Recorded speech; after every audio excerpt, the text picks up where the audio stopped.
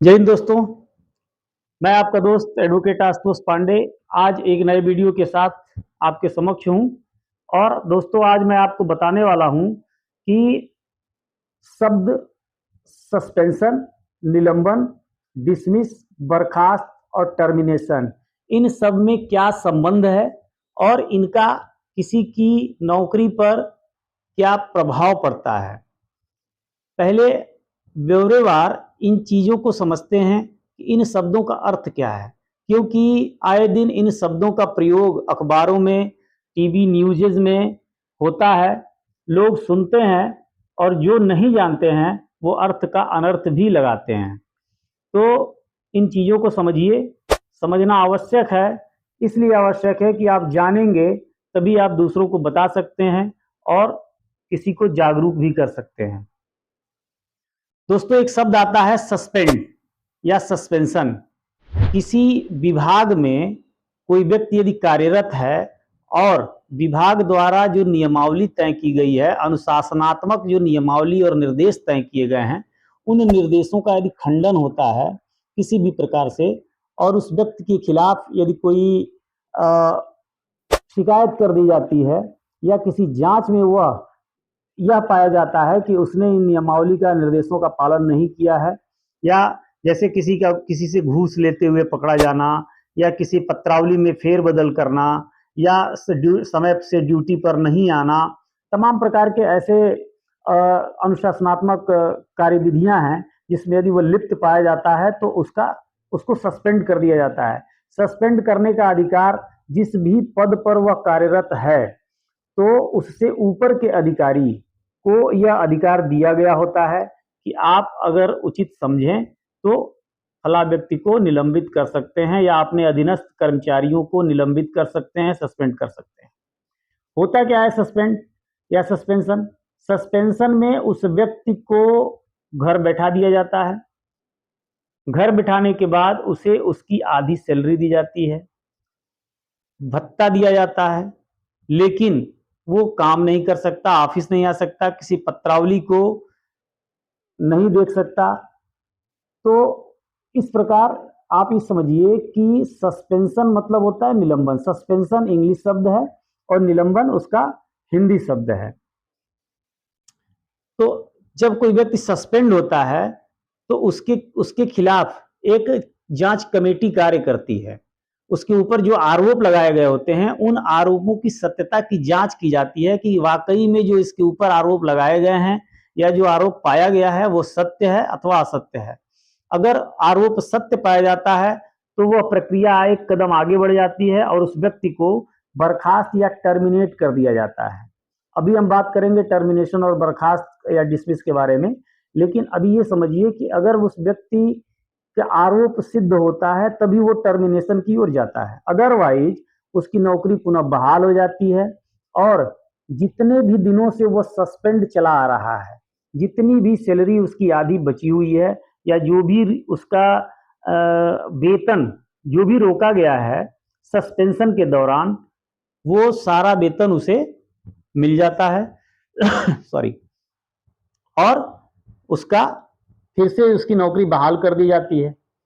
वहीं पर अगर उस व्यक्ति के आरोप सिद्ध हो जाते हैं और वह स्वयं को उन आरोपों से मुक्त नहीं करा पाता है, उसके पास कोई एविडेंस नहीं है कि वो यह साबित कर सके कि उसके ऊपर जो लगाए गए आरोप हैं वो गलत हैं, मिथ्या हैं, तो उसे बर्खास्त कर दिया जाता है। अब बर्खास्त क्या है? टर्मिनेशन एक इंग्लिश वर्ड है जिसको हिंदी में बर्खास्त कहते हैं। इसको विशुद्ध हिंदी में आप सेवा समाप्ति कह सकते हैं। कोई व्यक्ति यदि बर्खास्त हो जाता है तो फिर वह दोबारा नौकरी पर वापस नहीं लिया जाता। क्यों? क्योंकि उसके ऊपर जो आरोप लगाए गए हैं, जिन आरोपों के नाते वह सस्पेंड हुआ था, उन्हीं आरोपों को सिद्ध पाए जाने के बाद वो बर्खास्त कर दिया गया है, टर्मिनेट कर दिया गया है या डिसमिस कर दिया गया है। बर्खास्त, टर्मिनेशन और डिसमिस ये तीनों एक ही शब्द हैं, तीनों का अर्थ एक ही है कि उस व्यक्ति की सेवा समाप्ति की जा चुकी है। तो इस प्रकार आपने देखा कि suspension is related with termination but both are different, यानी कि सस्पेंशन अलग चीज है, टर्मिनेशन अलग चीज है, लेकिन किन्हीं परिस्थितियों में ये दोनों शब्द एक ही प्रक्रिया से जुड़े हुए हैं। जुड़े इसलिए हैं कि यदि कोई व्यक्ति सस्पेंड होता है तो उसकी वह जो है बर्खास्तगी तक जा सकता है, लेकिन यह आवश्यक नहीं है। आवश्यक इसलिए नहीं है क्योंकि यह बीच में डिपेंड करता है कि आपके ऊपर जो एलिगेशन लगा है, जो आपके ऊपर आरोप लगाया गया है, वह आरोप यदि सिद्ध नहीं होता है तो यहाँ ये दोनों अलग अलग हो जाते हैं, सस्पेंशन बहाल हो जाता है या सस्पेंशन आगे बढ़ के टर्मिनेशन में परिवर्तित हो जाता है। अगर सस्पेंशन बहाल होता है तो जो सैलरी आपकी रोकी गई है वो आपको वापस मिलेगी। अगर नहीं, अगर आपका आरोप सिद्ध हो जाता है तो फिर आप बर्खास्त हो जाते हैं, और बर्खास्त होने के बाद आपको कोई सैलरी नहीं मिलेगी।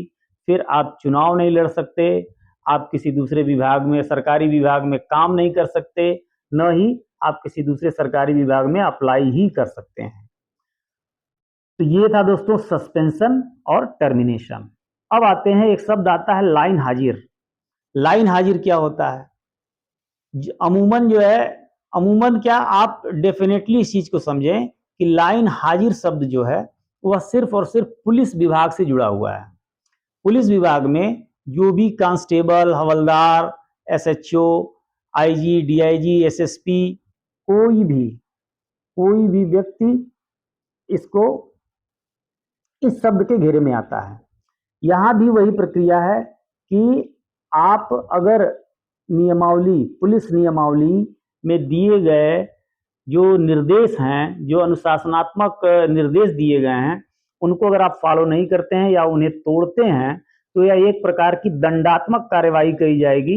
यह एक सजा के तौर पे होता है कि आपको एक जिम्मेदारी से मुक्त करा करके जनरल ड्यूटी पर लगा दिया जाता है, और वो जनरल ड्यूटी लाइन हाजिर करके आपको पुलिस लाइन में, जहां पे ऐसे सिपाही, ऐसे सैनिक, पुलिस बल के ऐसे सैनिक नियुक्त किए जाते हैं, जो पुलिस लाइन में अमूमन क्या होता है कि वहां पे ट्रेनिंग्स होती हैं सॉरी, ट्रेनिंग्स की जाती हैं। जो नए पुलिस भर्ती हुए जो सैनिक होते हैं, पुलिस बल के जो नए सैनिक हैं, उनकी भर्तियां होती हैं, भर्ती करके उनको ट्रेंड किया जाता है। वहाँ एम्युनिशंस रखे जाते हैं, जो पुलिस बल के हथियार हैं उनकी देखभाल, रख रखाव, पुलिस के जो ये हार्स जो टीम होती है वो होती हैं, पुलिस की गाड़ियां होती हैं। मतलब पुलिस लाइन एक तरह से ये समझिए कि पुलिस बल का एक कैंप कार्यालय होता है, मेन कार्यालय होता है, जहां पे पुलिस बल के मैक्सिमम वहां पे एक रिजर्व पुलिस होती है। पुलिस के एक टुकड़ी को रिजर्व रखा जाता है, जिसे कहीं भी लगाया जा सकता है। उसे जनरल ड्यूटी के तहत पुलिस लाइन का प्रयोग किया जाता है। जैसे उदाहरण के तौर पे यदि कोई एसएचओ, कोई पुलिस वाला यदि किसी मामले में आरोपित हो जाता है और प्रशासन का यदि निर्देश आता है, जनता का दबाव बनता है, तो जो उसके ऊपर के अधिकारी हैं उस एसएचओ को या उस पुलिस वाले को लाइन हाजिर कर देते हैं। सजा के तौर पे उसे लाइन हाजिर करके उस थाने के जो भारसाधक अधिकारी हैं उनको उठा करके आप लाइन हाजिर कर देते हैं। वो जनरल ड्यूटी में आ जाते हैं। फिर वो वहाँ पर एम्यूनेशन के इंचार्ज बना दिए जाते हैं। पुलिस वालों की सैलरी बांटने के लिए या पुलिस वालों के जो उनकी ट्रेनिंग जो दिलाई जाती है उससे जुड़े हुए तमाम कार्य होते हैं, उन कार्यों को कराने के लिए, मतलब उनको सिंपल कार्य दे दिया जाता है और उनको वहाँ एसएचओ जो एक जिम्मेदारी का पद है वहाँ से हटा करके लाइन हाजिर कर दिया जाता है। इस प्रकार आपने देखा दोस्तों कि लाइन हाजिर, सस्पेंशन, बर्खास्तगी, टर्मिनेशन, डिसमिस, ये सारे शब्द जो डेली प्रयोग में आते हैं, इन शब्दों को समझना और जानना कितना आवश्यक है।